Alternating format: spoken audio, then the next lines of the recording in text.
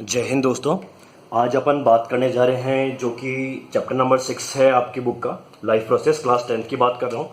Class 10th की CBSE वाली जो बुक है उसके अंदर जो 6 चैप्टर है लाइफ प्रोसेस, जो अपने जीवन के ऊपर बात करेगा, बट साइंटिफिक टर्म में बात करेंगे।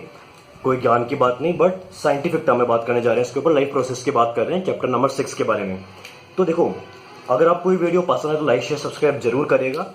और बिना किसी टाइम को व्यर्थ करते हुए अपन आगे चलते हैं। सबसे पहले बात करता हूं मैं लिविंग और नॉन लिविंग्स के बारे में कि भाई लिविंग और नॉन लिविंग है क्या।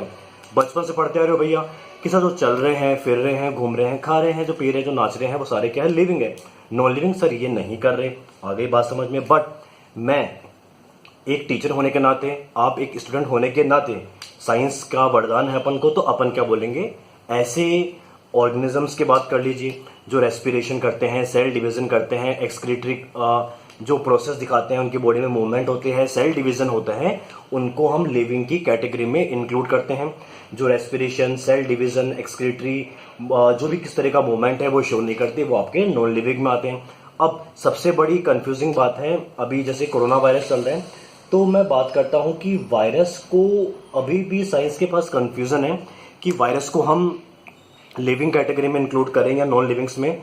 क्योंकि जब तक वायरस बाहर है वो आपको शो नहीं करेगा जो भी उसकी लिविंग तरह की प्रोसेस है, बट वो होस्ट बॉडी में जाने के बाद अपना काम शो करता है, जो सेल को इम्पैक्ट करता है, उसके बाद उसकी लिविंग टेंडेंसी जनरेट होती है। तो ये आगे की बातें हैं, तो आगे चलते हैं अपन। अब आपने पढ़ा लिविंग नॉन लिविंग के बारे में, अच्छी बात है। अब आगे की बात करता हूं कि लाइफ प्रोसेस है क्या चीज। मैं कहता हूं कि बॉडी के अंदर जितने भी मेंटेनेंस करने के लिए आपकी बॉडी के अंदर जितने भी प्रोसेस चल रहे हैं, मतलब कोई भी प्रोसेस आपकी बॉडी में जो मेंटेनेंस वाला काम कर रहा है, वो सारे के सारे कैसे लाइफ प्रोसेस। हंस रहे हो, रो रहे हो, गुमसुम बैठे हो, सोच रहे हो, लड़ाई झगड़ा कर रहे हो, सो रहे हो, नाच रहे हो, खा रहे हो, किसी भी तरह का process, any type of process, मतलब सारे के सारे प्रोसेस, सारे के सारे जो आप गतिविधियां कर रहे हो, वो प्रोसेस किसी ना किसी तरीके से मेंटेनेंस का काम कर रहे हैं आपकी बॉडी के लिए। वो सारे क्या है, लाइफ प्रोसेस।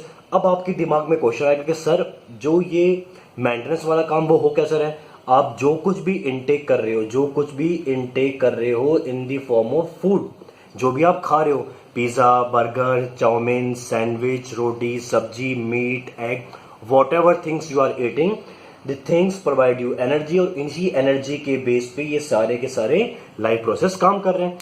इन्हीं फूड इनटेक्स को अपन डाल सकते हैं न्यूट्रिशन प्रोसेस के अंदर। एक बात और समझाता हूं आपको मैं।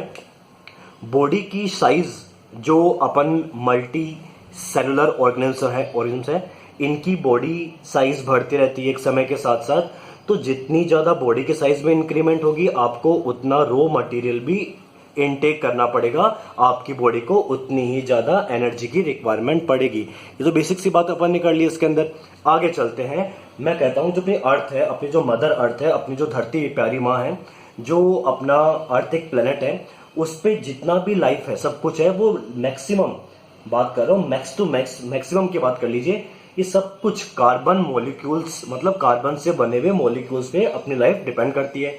ऑर्गेनिजम्स चाहे कितने भी तरह के हों, आ रही है बात, जीव जंतु चाहे कितने भी तरह के हो, कितने भी वैरायटी के हों, कुछ भी हो, बट उनकी जो बेसिक यूनिट है, जो एनर्जी कंजप्शन की या बॉडी मेकिंग की, वो कहीं ना कहीं कार्बन मॉलिक्यूल पे डिपेंड है। और डिफरेंट तरह के ऑर्गेनिज्म डिफरेंट तरह के न्यूट्रिशन प्रोसेस को यूज करते हैं अपनी बॉडी को डेवलपमेंट करने के लिए, डिवीजन करने के लिए, या डिवीजन नहीं कर रहे हैं जैसे सिंगल सेल्स करती है, अगर वो नहीं कर रहे हैं तो whatever things they are doing, whatever life process they are maintaining, वो अपने अपने तरीके से उनको चला रहे हैं। अब बात करता हूं सिंगल सेल और मल्टी सेल्स के बारे में। अपन लोग कैसे हैं, सारे के सारे मल्टी सेल्स हैं। सिंगल सेल्स के बारे में पहले पढ़ चुके हो, ठीक है, अमीबा, जैसे आप अमीबा के बारे में पढ़ चुके हो ना, तो ये सारे सिंगल सेल थे। अपन लोग क्या है, मल्टी सेल है। अब मल्टी सेलर जो होते हैं, आपने बात करी है क्लास 9th के अंदर, इनमें जितने भी प्रोसेसेस होते हैं वो किसी ना किसी केमिकल रिएक्शंस के ऊपर होते हैं। अब केमिकल रिएक्शन भी आप जानते हो होती क्या है, तो मैं आपका ध्यान यहाँ पर खींचता हूँ एक बार। एनर्जी सोर्सेज जो हैं, आप जो इनटेक कर रहे हो एज ए फूड सप्लीमेंट के रूप में, आपकी बॉडी में जाके ब्रेक डाउन होते हैं, वो भी केमिकल रिएक्शन से होता है, ब्रेक डाउन भी केमिकल रिएक्शन से होता है, और बॉडी के अंदर जाके उनका वापस से बिल्डिंग अप होता है, मतलब वापस से उनका जुड़ना स्टार्ट होता है बॉडी को एनर्जी प्रोवाइड करने के लिए। तो ये भी एक केमिकल रिएक्शन के थ्रू होता है। तो ये सारी की सारी केमिकल रिएक्शंस है, वैरायटी ऑफ रिएक्शंस है जो कि आपकी बॉडी के लाइफ प्रोसेस को मेंटेन कर रही है। अब देखिए, इनमें से मोस्ट कॉमन है रेडॉक्स रिएक्शन। रेडॉक्स के बारे में आप जान चुके हो, ये होती है रिडक्शन एंड ऑक्सीडेशन रिएक्शन। इसको अपन कॉमनली रेडॉक्स रिएक्शन बोल देते हैं।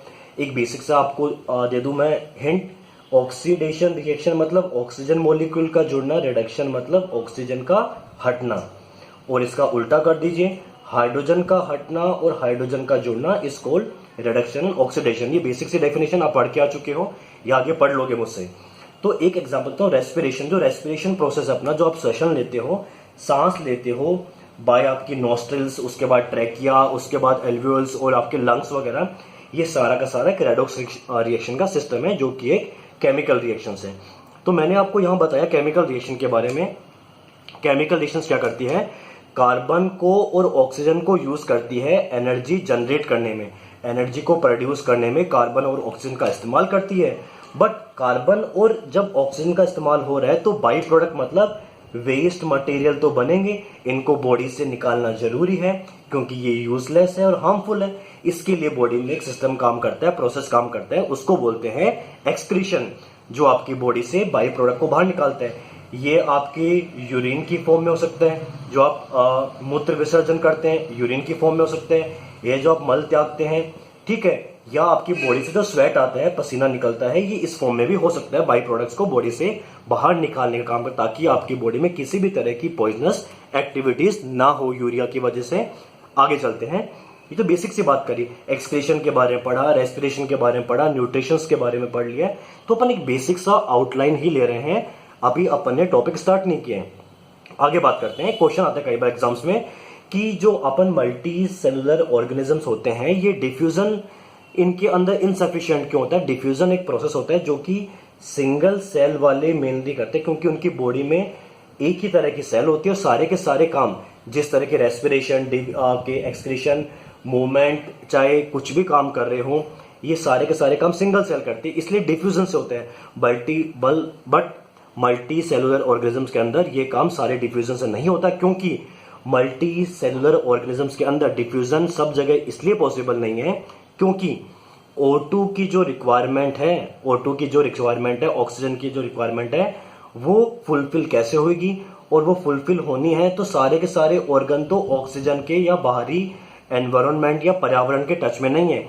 आज मैं बात करूं आरबीसी के बारे में, डब्ल्यूबीसी के बारे में, तो सारी के सारी मेरी बॉडी के सेल्स हैं वो टच में नहीं है आउटर एनवायरनमेंट के। इसीलिए हमारी जो मल्टी सेलुलर ऑर्गेनिजम्स है, हम जो जीव जंतु हैं, हमारे अंदर डिफ्यूजन प्रोसेस इनसफिशिएंट लेवल पे होता है, ये आपको जान लेना जरूरी है। सिंगल सेल में डिफ्यूजन प्रोसेस से सारे काम हो जाते हैं। तो आज की क्लास के लिए इतना। अगर आपको कोई भी डाउट हो तो मुझे कमेंट सेक्शन में जरूर बताइए। जय हिंद, जय भारत।